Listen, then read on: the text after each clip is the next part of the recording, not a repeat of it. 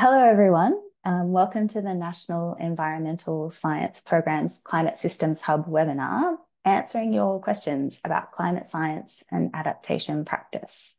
So my name is Heidi Evans, and I'm the Climate Systems Hub Knowledge Broker for New South Wales. I sit in the Department of Climate Change, Energy, the Environment and Water.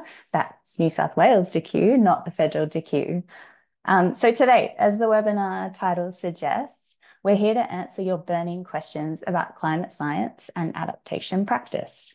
So across Australia, at all levels in the public and the private sectors, climate change risk assessments and adaptation plans are well underway.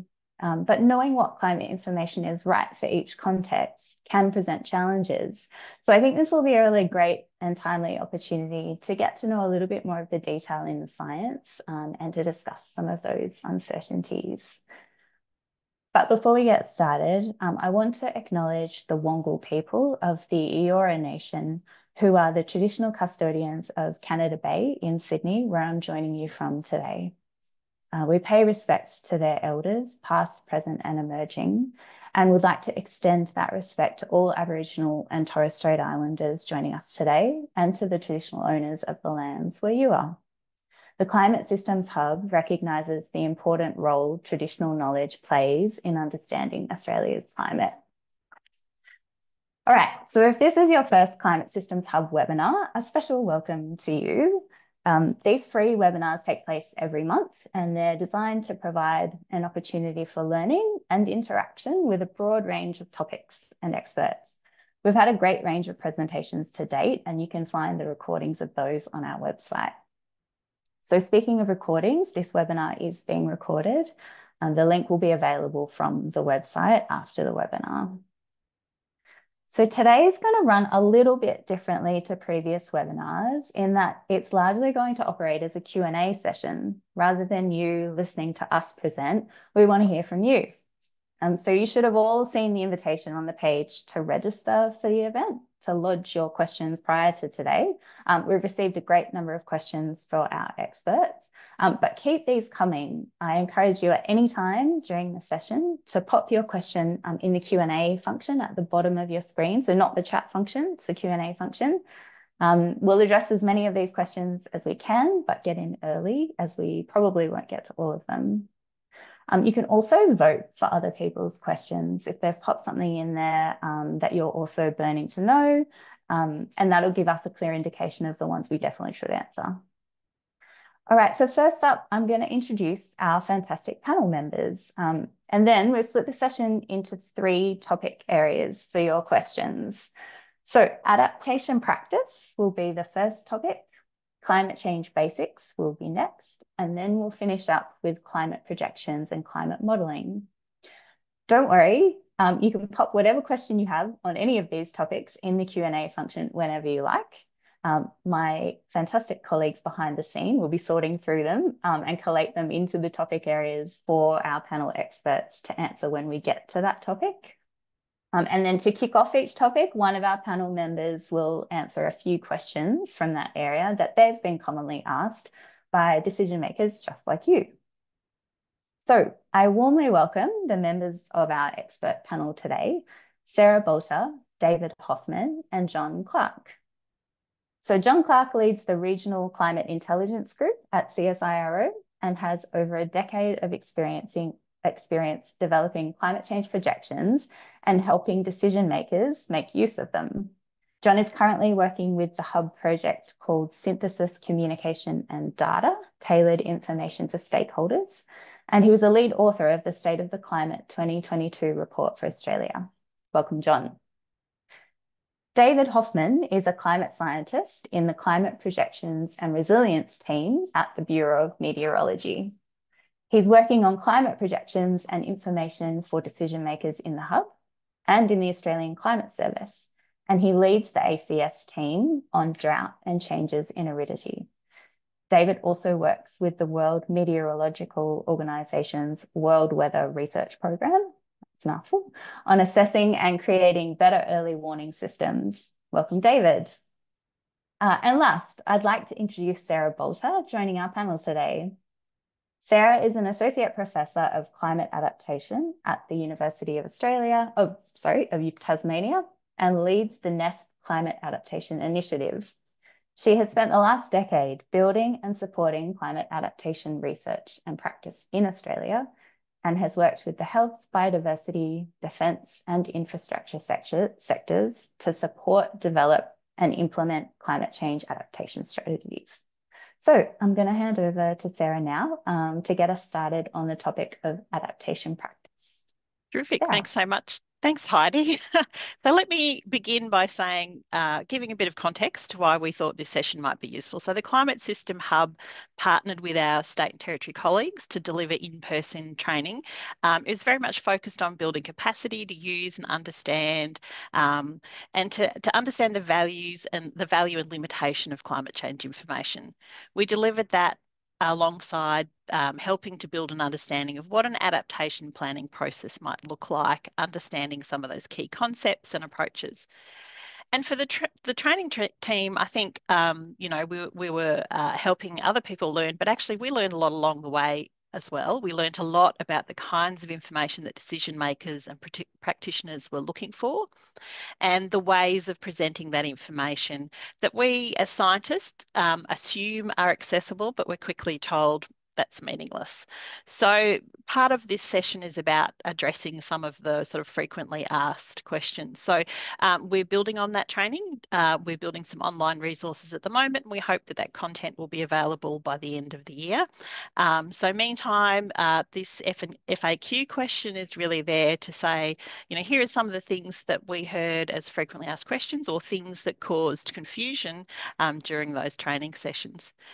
So the first question I wanted to address is, what is the difference between an adaptation framework and a climate risk assessment? And it may not have been a direct question that I received, but it certainly seems to cause quite a lot of confusion. So I wanted to start with there, and it's kind of the concept that we use to frame a lot of the training that we've been doing. So these adaptation frameworks are called all sorts of different things, and that can be really confusing. And likewise with risk assessments. But for me, I think what matters is not what you call them, but more about where you end up. But understanding what we call them helps us to all be talking the same language. So let me begin with a generic adaptation planning process, the one here on the screen with 5 steps. There's lots of different versions of this, but the steps are generally common across them. They'll be called different things. They might be grouped in different ways. They're generally drawn circular. They often have loops within them to show that there's iteration within the whole process, but also some of the steps within it. It's basically acknowledging that it's not a perfect process, and there's, developing and answering questions along the way sometimes mean you have to go back a step and rethink things. Not all of the challenges can be addressed at once, and it's often clear that if action is needed or might be needed in the future, that there's some climate threshold has been reached. They're intended to result in adaptation action being taken. I like to think of adaptation as being a process as much as what happens on the ground to reduce risks. So, it's not just the action, but it's the process. And there are steps within the adaptation framework that deliver a climate risk assessment. And I think this is where the confusion comes in. So this process can take considerable time and effort to understand your climate risk. And in the end, it's intended to produce a comprehensive list of risks of climate change hazards, a rating of those risks, and hopefully some sort of prioritisation of those risks that might actually require some short-term action to reduce those risks, or perhaps long-term action as well. So let's zoom in on the climate risk assessment part of this. This is actually a risk assessment process that's familiar to most businesses and organisations. This is the international standard, the ISO 31000. I'm sure you all talk about it. It was published in 2009, and the whole process on the screen here is a management process, a risk management process. And you might notice that it actually looks quite similar to the adaptation framework that I showed on the last slide. And that's not an accident. Adaptation frameworks are built on that risk management process, but they've been modified to suit the challenges that climate change creates. And in the middle of this management process, you'll see the 3 blue boxes, and that's really what we mean when we talk about a risk assessment process. They're about identifying the risk, analysing, bringing other information in to think about that, and make some evaluation or rating of that risk. And so here's an example. Here we've got a simple example from Coast Adapt, which is a risk assessment. It's designed to come up with a risk rating in the end. And often the rating of risk is represented by likelihood multiplied by consequences. That's a simple way of assessing a risk rating. But the climate risk poses some really unique challenges. It varies greatly from place to place. It impacts society broadly. It's not just thinking about your business, although you'll often think about climate risk in that context, but climate change itself impacts society broadly. It forces us to consider what we would like our future to look like. So it's not just how we reduce the risk so things stay the same. Sometimes we have to think about how we manage risk for a different kind of society or a different kind of way of operating. So in thinking about climate risk specifically, we define it as the interplay between the hazards. So that's the climate information, exposure, where you are, will you be exposed to that climate hazard?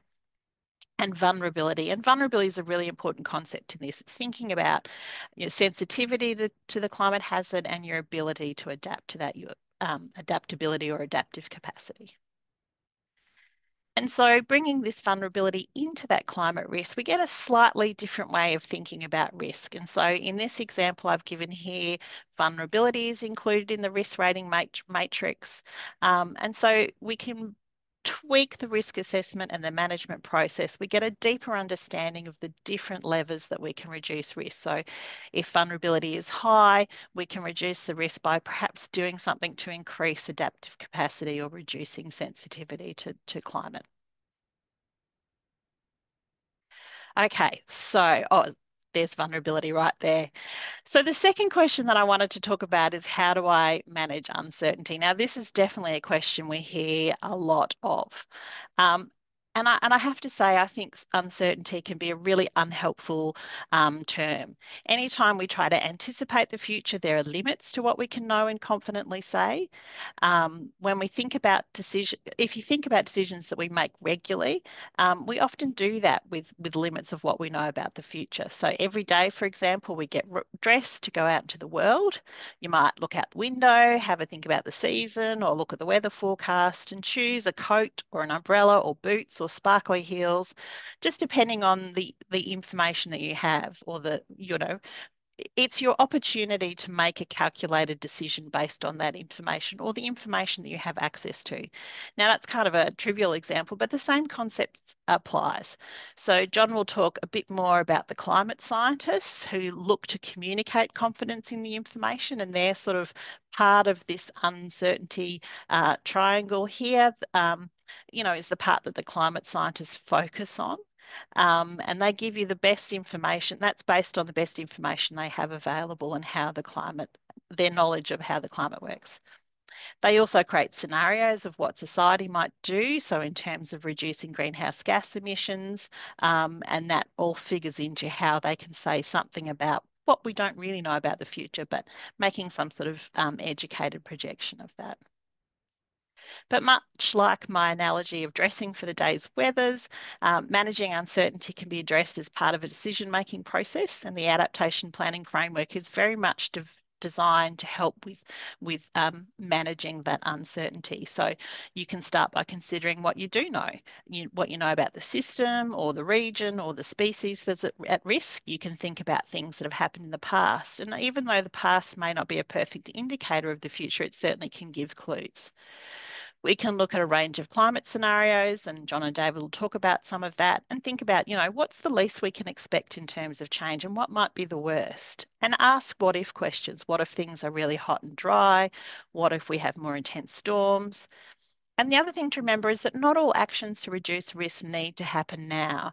And that's kind of part of why the adaptation framework is iterative. So part of planning might be to be ready to consider actions when you have more information or a climate threshold is reached. So, when I think about uncertainty, I think about how you can handle it in the decision-making process rather than trying to get more confident information or, more precise information rather about the climate or some other factor.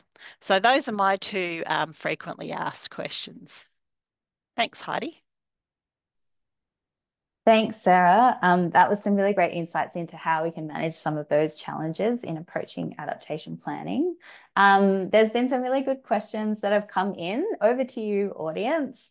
I am just having a look here. Okay, so first question from the audience. Do you have any experience on application of rating or ranking risks beyond just the use of likelihood and consequence? Often we receive feedback from stakeholders that traditional risk models do not fit climate risk complexity. Yeah, absolutely. And that's kind of what I was trying to point to in talking about that. And I think it's one of the reasons why people get confused about the climate risk assessment and the different frameworks. Because what we call an adaptation planning framework tries to bring some of those things into play. So um, as you can see from that second matrix that I had, you can include vulnerability. And so often we tend to say, take an integrated risk assessment process where you're integrating vulnerability, your assessment of vulnerability with your assessment of risk. And so being able to bring those two pieces together so that you can actually talk about that. So for example, the matrix, the second matrix that I showed that included vulnerability, you might begin by thinking about a hazard and thinking, well, actually, you probably begin with your system and thinking about your vulnerability. And then you can think about a hazard. You might replay that matrix a couple of times, thinking about a couple of different scenarios of that hazard, but each time using the vulnerability in that as well and your exposure to think about how you can play that out. So yeah, so it's it's absolutely right. It's much more complex than the sort of simple risk matrix that we're used to. So I think trying to use some of these approaches that bring those other factors into are really important for understanding risk better, but also for understanding the kinds of things that might work in time in reducing your risk. Fantastic. Thanks, Sarah. So a nice short, snappy question. Should you do a vulnerability assessment before a risk assessment?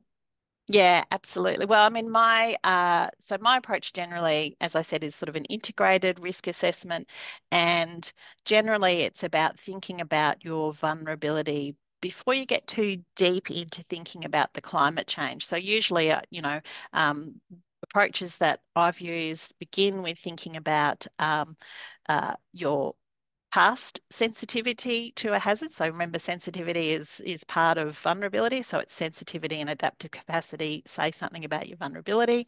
So what's happened in the past might say something about your sensitivity. For example, in the health sector, you might say, well, look, when we had those 3 days over 38, the air conditioning in that ward failed. And so you've got some existing knowledge about sensitivity, and you also understand something about how you responded, and that could be your adaptive capacity. So having that sort of picture of vulnerability before you go too much further is really useful. And then you can bring in your climate information and think about risk, but you can also revisit, because we know that the past is not a perfect predictor of the future, and kind of go, well, if we added these other factors, how do we expect that will change our sensitivity or our adaptive capacity? So there's a little bit of learning from the past and a little bit of, having to kind of war game what might happen in the future, but certainly bringing those two parts together. And so it's sort of your vulnerability assessment first, combining it with your risk assessment, and probably a little bit of revisiting back to the vulnerability assessment as you go through that process. Great. Thanks for that, Sarah. So the next question, are there any great models or ideas on how to track progress on managing climate risk? Question mark. Reducing vulnerability? Question mark. Adapting? Question mark. Building resilience? Question mark. How does the way of framing it influence what can be measured or monitored? Yeah, that's a fantastic question, and one that I think that the adaptation community has wrestled with quite a bit, because in that initial framework that I showed, you saw that sort of one of the last steps before you re-loop again is monitoring and evaluation, and that takes a lot of different forms. Um, and it gets done. I don't think it's been given enough attention. I think in Australia we're starting to think a little bit more about how we should do that. And because there's a couple of different things that you're monitoring and evaluating for. One is you're evaluating your process, if you like. How is our adaptation plan? How did we go? Did we sort of, manage to engage well? Are we getting a bit of pushback on things? So that's kind of a process evaluation. There's monitoring the actions that you've decided to undertake. So, you've taken a measure, say, for example, it's a behaviour education program, and you need to try and measure, is that having an impact? Is it changing the behaviour that you're trying to change? So that's kind of the second aspect. And then thirdly might be monitoring, for example, on-ground impacts of climate change itself. So I can think of a lovely example from Port Fairy in Victoria, where the sort of models were saying something about erosion, but actually the local community group were doing some measuring on the ground, old school with poles and things, and they were able to go to the council and say, actually, the erosion's happening faster than the science is sort of suggesting, and so something is happening on the ground that requires action sooner than we think. So there's kind of those three aspects of what you're doing. In terms of models or ideas of how to track, I think that's a really underdeveloped area of work. I think, we tend to say you should be thinking about your monitoring and evaluation right at the beginning of your adaptation process. So it informs all of those things. I think that still stands, but it tends to kind of get left behind. So I think, when you're beginning your adaptation process, or you're thinking about vulnerability and climate risk, thinking about what it is the outcomes of the process should be. I mean, put it into sort of slightly more community simple terms. What do we want society to look like? What do we kind of think? We expect it to possibly change. So what do we think it should look like if we're sort of successful in undertaking adaptation? And collecting that information and building out your those outcomes, so that those are the things that you're monitoring back against, I think is kind of one of the most useful things that we talk about at the moment. But it's probably a slightly unsatisfactory answer, but I think it's an area where we really need quite a bit more work to be done. Thanks. Thank you. Yeah, agree with that. Next question. How regularly would organizations typically do adaptation frameworks or risk assessments?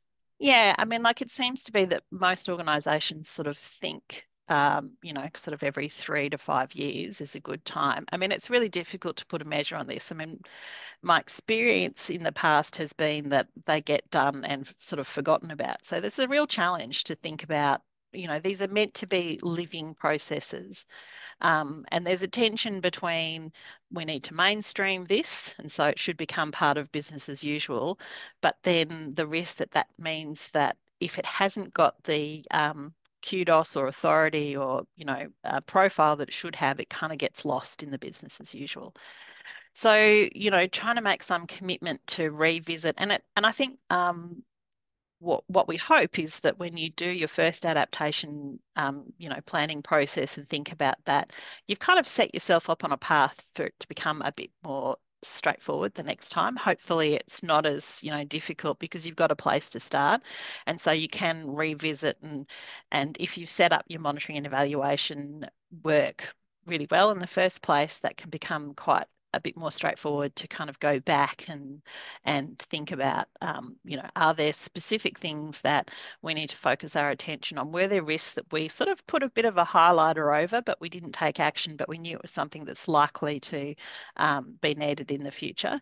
And also, you might have set up some thresholds. For example, you might know that a problem is likely to happen if you experience, say, for example, the main street of some coastal town is flooded 2 or 3 times a year because of sea level rise and inundation.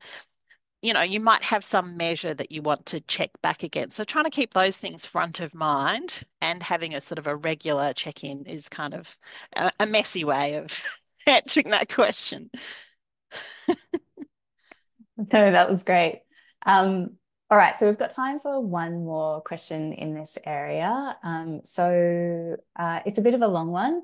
So with all of these variables and uncertainties, how do we translate these into a solid business case for justification of expenditure, which will strengthen infrastructure? Whilst a more expensive option may be justified to mitigate the worst case scenario, it is considered to be gold plating otherwise. Any advice for optioneering to navigate this would be appreciated, please. Boy, that is a tricky question because you're absolutely right. This idea of gold plating and that's for those who don't know, that's kind of an accusation that was given particularly to the electricity sector a few years ago, and that is a real risk. And I think it's something again that we don't do particularly well. I mean, I think, when I keep saying we don't do this particularly well, I think part of that is that this is a fairly young research area and we're kind of learning as we go. So, it's not quite like generating a model on physics. We're talking about society and people and ideas, and so there's a lot of learning as we go, and there's a lot of practitioners that are actually contributing to that knowledge.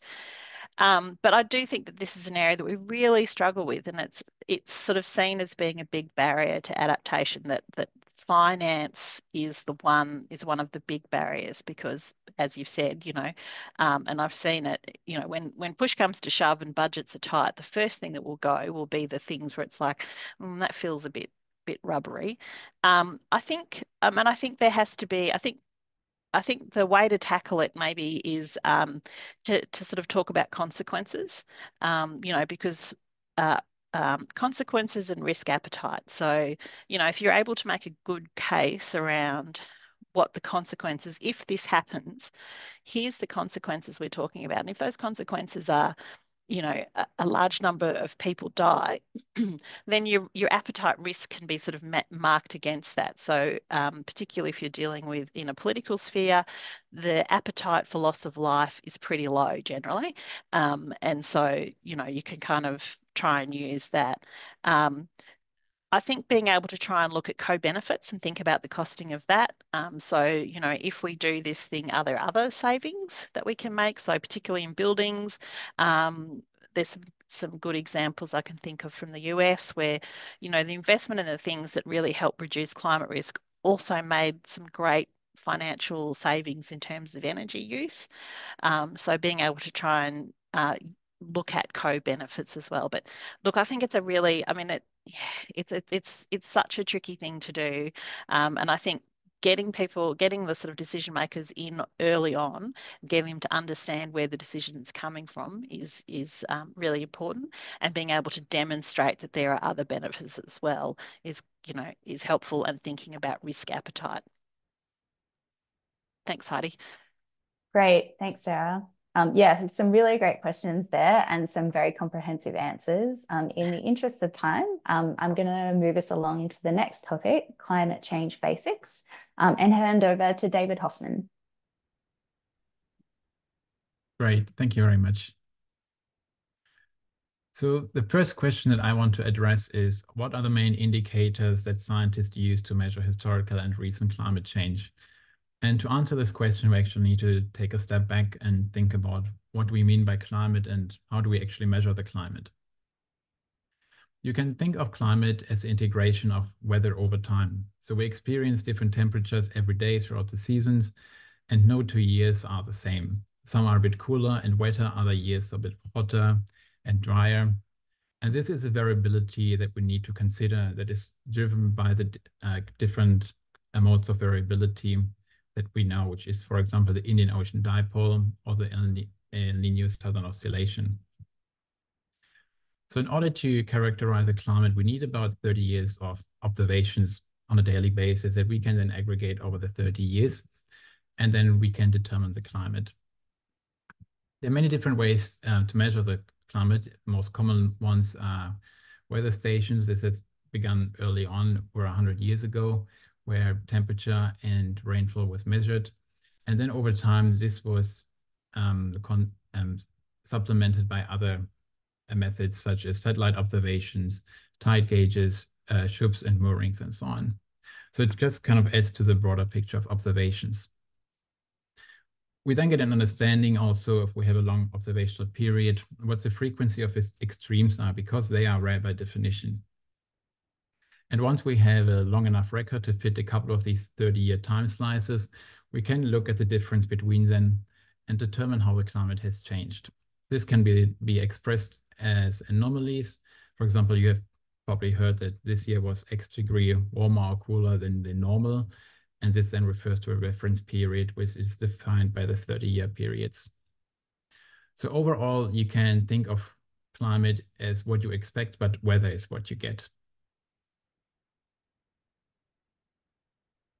So we can draw from these kind of multiple lines of evidence, as we call it in climate science, which refers to the various independent observations and measurements and analyses that we have in our climate and ecosystem that's kind of converged to support a consistent understanding of climate change. These lines of evidence help us to build a robust scientific consensus regarding the reality of anthropogenic climate change. These independent measures are, for example, the greenhouse gas concentrations in the atmosphere, specifically carbon dioxide, methane, and nitrous oxide that we've measured now over long periods of time. We can also use ice cores to determine the concentration of such gases in the atmosphere for a long time ago. So we see how this has suddenly increased over the industrial period. Tracking deviation from the long-term average temperatures also help us to identify the warming trends, and this is closely tied to the increase in those greenhouse gases. You can also observe shrinking of glaciers and ice sheets, either by using old photographs or satellite observations. We also monitor the heat absorbed by the oceans, which reveals a long-term warming trend because it's a big body of which has a large heat capacity, and it takes up the warming from the atmosphere over long periods of time. You can also measure from the ocean the sea level rise, which is one due to the melting of the ice, of the glaciers and ice sheets, but also due to the thermal expansion as warmer water takes up more space. And then not just thinking about the means, but we can also think about the frequency of these extreme events and if they're occurring more frequently than before, such as heat waves, storms, and flooding. The changes in the extremes are often larger than changes in the means, actually. Global temperature increase is very clear and is driven by the increased greenhouse gas that I mentioned. Is currently tracking globally at 1.2 to 1.3 degrees relative to the pre-industrial period, which is the start of the 19th century. The graph here on the left shows the Australian mean surface temperature over the past 100 years in orange and the sea surface temperature in blue. You see that they're tracking close to each other with a clear upward trend. So for Australia, the sea land surface temperatures have increased by 1.47 degrees since observations began in around 1910. And with the more recent years, for this is a statement from the State of the Climate in 2022, we're tracking closer to the 1.5 degrees. Actually, the 8 years from 2013 to 2020 are ranked amongst the 10 warmest on record. The shift in the mean climate also warrants a shift in the extremes I've mentioned before. So this shows the number of days of mean temperature in Australia in the warmest 1%. So as an example, we can think of, we have 10,000 observations across Australia. We rank them by value from highest to lowest, and then take the 100 highest values and distribute them over the years when they have occurred. Then we see that most of those days are piling up here on the right-hand side in the recent decades, which is again a clear signal of a changing climate. And just like this, we can also address other climate indicators, as I've mentioned before, and draw on this a climate summary as presented here, or as you can see in the state of the climate summaries. So now I want to go on to the second question, and actually where you can find climate information and data for your needs or for a local area. that is easy to understand. Because we know that the portal landscape where you can find the individual data can be quite overwhelming. So climate information should be accurate and scientifically sound, and you should rely on information that is backed by peer-reviewed scientific research. Luckily for Australia, there is an abundant offering of climate data and information platforms. And there's our national offerings such as Climate Change in Australia, the Australian Water Outlook, or My Climate View. But there are also some state and territories that have their own platforms, for example, Victoria, New South Wales, Queensland, and South Australia. There are also global platforms from the International Panel on Climate Change, IPCC, and Copernicus that also cover the Australian continent. All these portals differ in terms of their target audience. For example, My Climate View is much more tailored towards the agricultural sector, where climate change in Australia has a much broader general audience. But they also differ in terms of the data that is under the hood, that is not really apparent to the user, as well as the metrics that they offer and tools, as well as the knowledge that you need to kind of dig through the information they provide.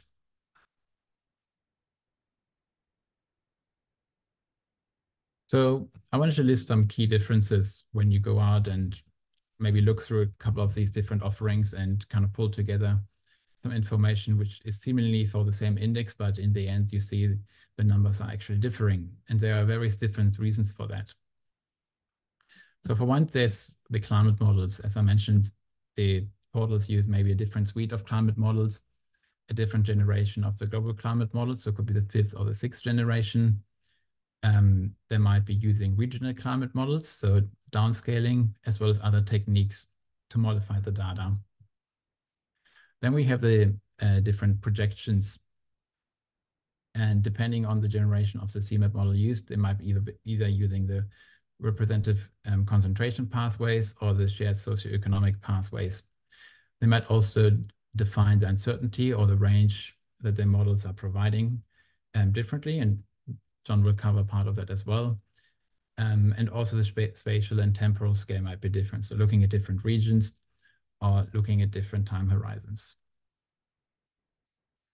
Speaking of time periods, they might relate to different baselines. So especially when you're looking at an index that is talking about a relative change, the index would change kind of relative to a baseline period.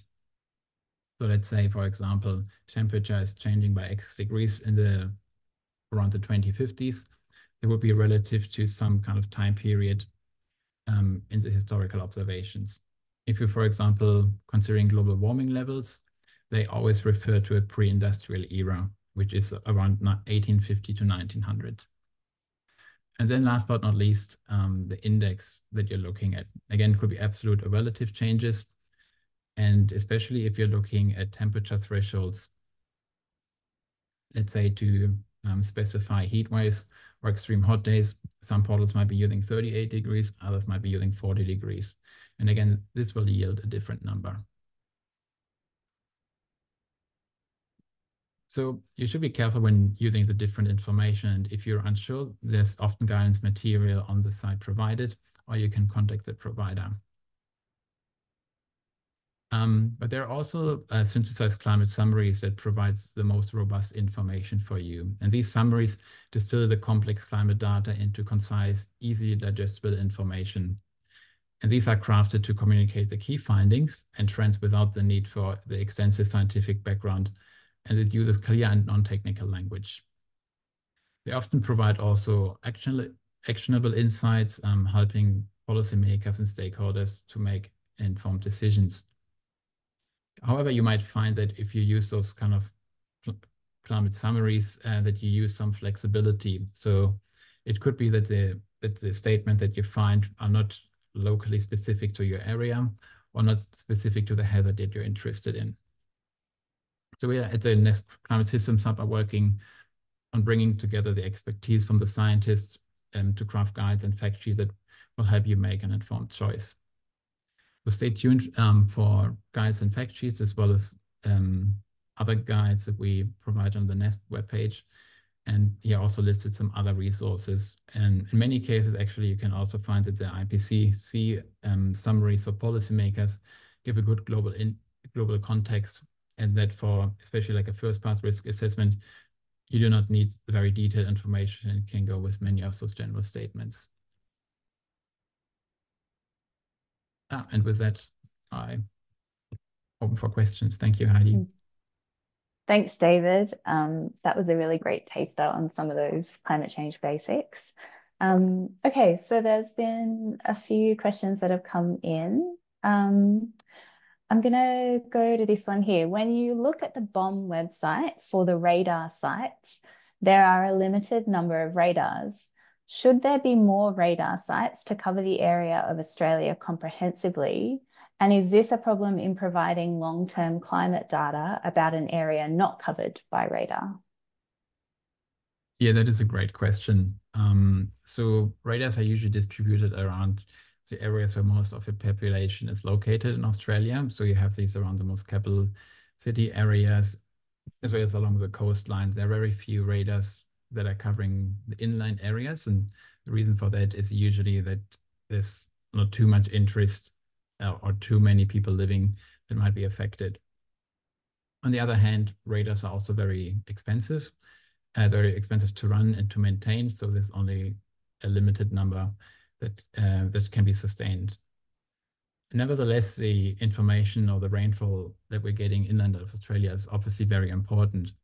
And there are more kind of weather stations that are recording this, but we can also use satellite observations to monitor rainfall. And all these different measurements are kind of then pulled together and used with different mathematical methods to kind of give us a comprehensive picture of the coverage of all of Australia. There are some gaps in there, and this is acknowledged, especially in inland of Western Australia, where records are very sparse, both in time and spatially. So these are gaps that will be filled with more satellite observations specifically. Thanks, David. That's really helpful. We only have a few minutes left before we need to move on to the next section. So I might just, one question that we've got here is, and giving you, David, 2 minutes to answer. How can I differentiate between credible climate data sources and those that might be misleading or inaccurate? Yeah, that's a very good question.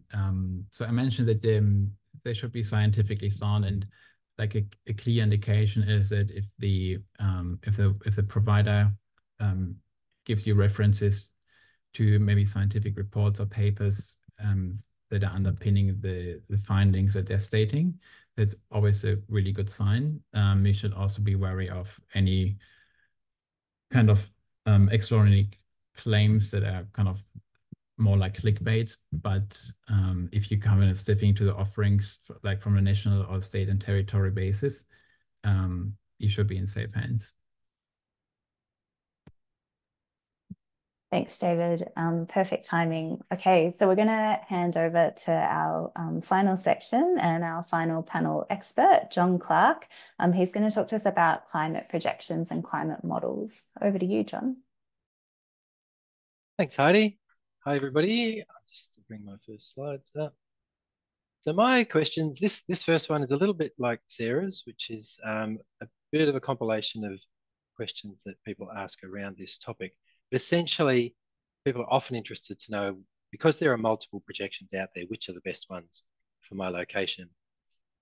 And is in essence, what we encourage people to do is consider as many sources of climate modelling as they can, primarily because no one source is perfect.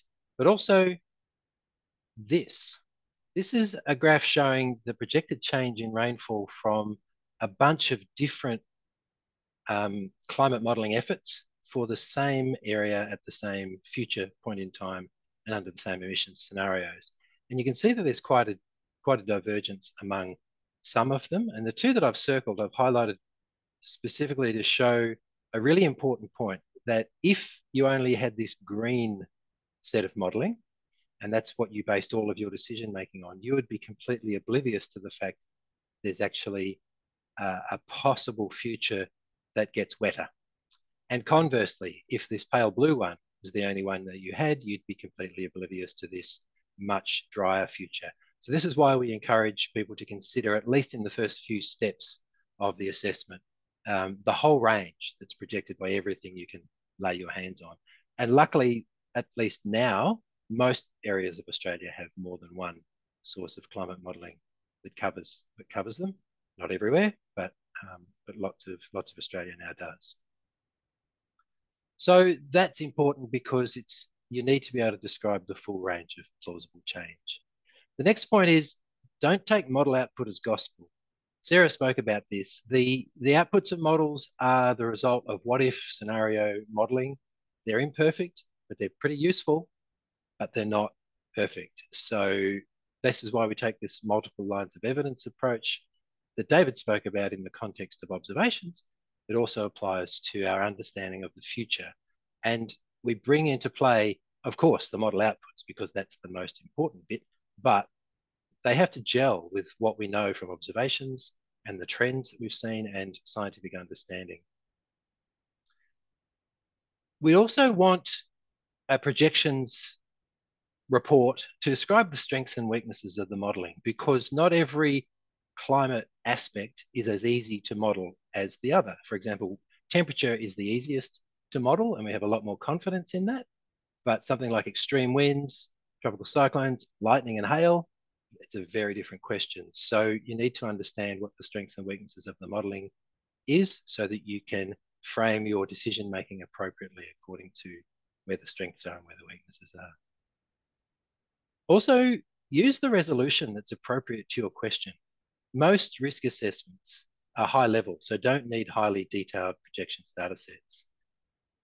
It's a real trap. If you feel that you need the highest resolution you can get hold of, but you're just doing a first-class risk assessment, you're going to be drowned in data and that will paralyze you. But there will be times when lots of detail is needed, and when that's the case, then I would really encourage you to seek some specialist assistance because it's a lot of work. And we would recommend selecting representative simulations for key aspects of the future that you want to explore and quantify. The next question I'd like to go to is, what's the difference between CMIP5 and CMIP6? And should I wait for CMIP6? And this has a bearing perhaps on one of the questions that I noticed in the Q&A before. Firstly, what is CMIP? Many of you will know this, but just in brief, it stands for Coupled Model Intercomparison Project, and it's essentially an international project so that all of the people who build and run climate models around the world can be doing the same experiments so that all of the results can be compared and combined into what we call an ensemble for the entire globe. And that's crucial. And that collaborative modeling work has been going now for a long time. And these are the data that inform the IPCC assessment reports when they roll around every 7 years or so. So jumping in, what's the difference? What is better in CMIP6 compared to CMIP5? Well, overall, there's lots of models, but overall they are slightly higher resolution. So when a model simulates the climate of the planet, it has to divide the planet up into boxes, and it computes all of the calculations to solve the laws, the equations that describe the laws of physics and chemistry and thermodynamics. And this, the size of those boxes is what we refer to as resolution. So with CMIP6, whilst different models vary, on average across the whole lot, it's about 150 kilometers. So it's pretty coarse. However, those models incorporate the latest understanding of ocean and atmospheric processes. So that's good, gives us more confidence that if there's something to unpick, it will unpick it. These models give a better representation of temperature extremes, and they give improved representation of important factors in the Australian climate that are linked to rainfall. And David's mentioned some of these: ENSO, IOD, and SAM, the Southern Annular Mode. Very important for Australia. Broadly speaking, though, the projections for temperature and rainfall change are pretty similar to CMIP5, with one exception. There is a subset of models that simulate a much higher warming than we've ever seen before in climate modelling. The IPCC evaluated all of this and came to the conclusion that they should be treated separately from the rest and regarded as low likelihood but high impact futures. And these so-called hot models, as I said, should really be treated separately from the others. And this harks back to the first question. If you've got a set of projections where these so-called hot models have been lumped in with the rest, that's a cause for concern. And to the question, do I wait for CMIP6 or do I not? Well, it depends what it is that you're thinking of doing. If you've got some previous work that was done based on CMIP5 and you're wondering, is it still okay? Or should I update it? If it's high level, if it's, for example, a first pass risk assessment, it's probably still fine, although you may want to give some thought to those low likelihood but high impact futures, just in case that might shift some of your decision making. If, however, it's a detailed impact assessment, for example, if you've been using daily or even sub-daily climate modelling data to run a crop model, and especially if those very hot futures are important, which is very likely to be the case if you're doing crop modelling, then you would probably want to use CMIP6. And the good news about that is that there is some new, what we call application ready data coming soon, courtesy of the Australian Climate Service project. So watch this space. It won't be long before those data are published. And I just wanted to give you these links in case you're interested in that particular question of how does CMIP6 differ from CMIP5, and you can dig into that. And hopefully we can put those links into the chat or into the Q&A. That's me. Thank you. Thanks, John. That was really great. I really just quickly want to note that there are a few questions we haven't got to, but we do intend to do a bit of a FAQ blog on the website. So we'll let you know when that's up there, and then you can get some insights from our experts there. Okay, we are quickly running out of time. John, first question for you. The fine scale models we have been using in our scenario planning processes have been based on RCPs. What effect will the adoption of the SSP scenarios have, and are there plans to build fine scale models based on SSPs?